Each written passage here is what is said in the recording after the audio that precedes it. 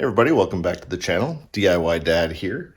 Looking at another project in our 2012 Chevy Volt. We're going to do a bit of preventative maintenance today. We're going to swap out the spark plugs and the ignition coil and pop a new air filter in. I'll show you how to do it step by step. Here we go.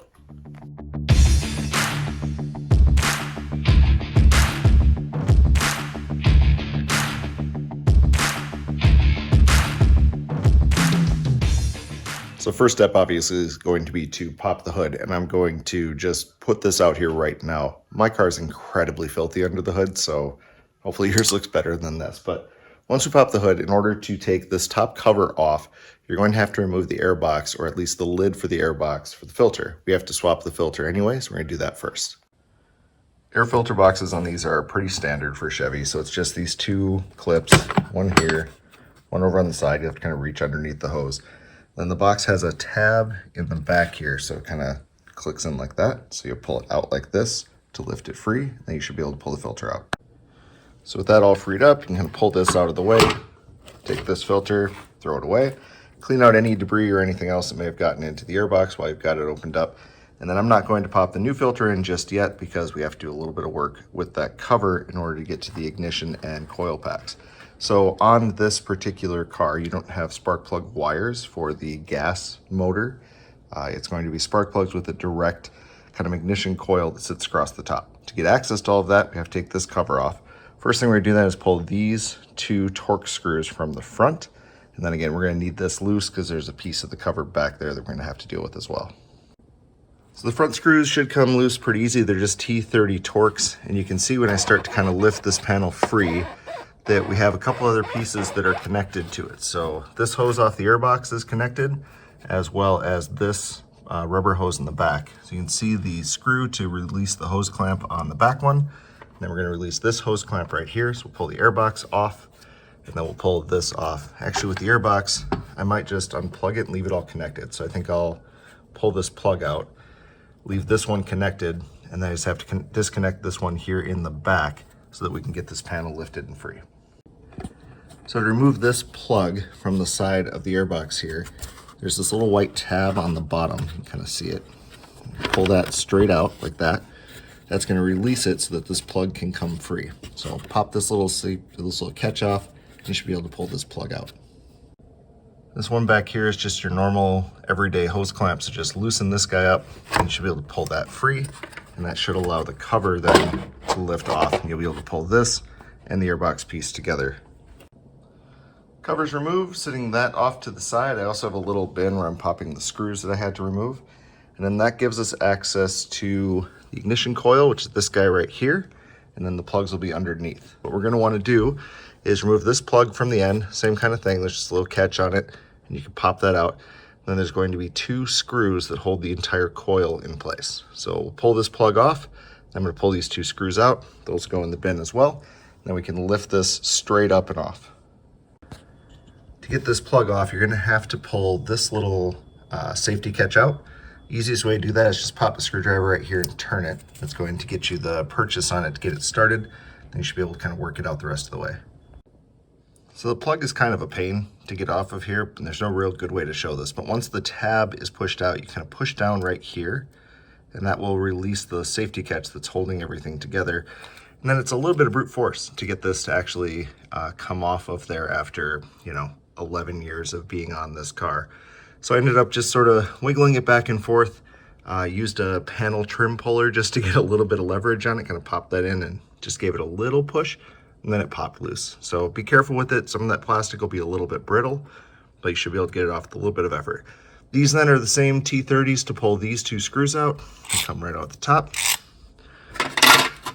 And then your coil will lift straight off. You just kind of wiggle it back and forth, and should be able to get it to pop loose because it's hooked on to the 4 spark plugs underneath. Persistence pays off on this one a little bit. There are these little rubber boots that go down over the spark plugs. They will hold pretty well, but just wiggle it kind of this way seem to work the best, and eventually they'll start to pop loose. And once you get 1 or 2 of them off, the rest come off pretty easy. And then the whole coil will lift straight up. With the coil removed then, you'll have access to the spark plugs inside. So it's the same, just a spark plug ratchet, pop them on those, and you should be able to thread those back out. To pull the spark plugs, you're going to need a 5/8" spark plug socket, so the ones that are deeper with the little spot there to catch the top. And because of the valve cover, you will need a decent extension. So I'm using, I think, a 4" extension on this, and that allows me to clear the top so that I can get into it without banging my knuckles against the top of the valve cover. Now that the plugs are removed, we are able to install the new ones. According to the manual, we're looking for a spark plug gap at 0.027. So we'll set that on our plugs, and then install is going to be exactly the opposite of removal. Now for reinstalling the spark plugs, the rule of thumb I've always used is to take your ratchet and pop the end off it. So just use this as a hand tool. And you're going to thread these in carefully, just using your hand until you can't thread them in anymore. And at that point, we'll attach the ratchet end and go about 1/4 of a turn more. So you don't want to over tighten these because you can break them. They're porcelain. So just hand thread it till you can't turn this anymore. Pop on the ratchet head very carefully. Try not to wiggle this too much because again, you don't want to crack the plug. And then just turn it about 1/4 of a turn more, and that's about your sweet spot. Now in our car, I did decide to replace the ignition rail or the ignition coil or coil packs, whatever you want to call this thing. I don't really have a lot of indication that I needed to do this. It's possible that my current one would have been just fine, but this car's got 120,000 miles on it. So this is a preventative thing. It's cost me about 150 bucks, not a big deal. There are cheaper options out there as well. To replace this then, what you're going to want to do first is inspect it, especially if you're reusing your original one. Make sure that the boots are good and not torn. Make sure that the springs on the inside of these boots move freely and aren't bound up against the side of the boot itself. If everything looks good, you're going to line this up just like your previous one was. Make sure your plug's on the right side. And then you're just going to slowly kind of ease this down, and it should click right over top of your plugs and sit nice and secure. New rails installed, plugs connected, safety catch is back in place. So now I'll grab the cover, we'll throw the new air filter in, and then feed that hose back on, pop it back in place, and remember to pop that plug back in as well. All right, everything is buttoned back up, so now I'm gonna go wash my very filthy hands, and then we'll take it out and take it for a test drive and see how she's doing. So obviously we've been playing with engine ignition stuff, so I'm just gonna pop in this car and go zipping off on battery power, hoping that when it switches over to gas, everything will just work. First, we're gonna make sure the car actually starts and that it's running smooth. To do that, we can do two different things. We can either put the car in mountain mode. This is a 2012, so you don't have hold mode, which would force it onto the gas motor. So mountain mode will, in most cases, cause the gas engine to start. The other method is just to start it on battery power.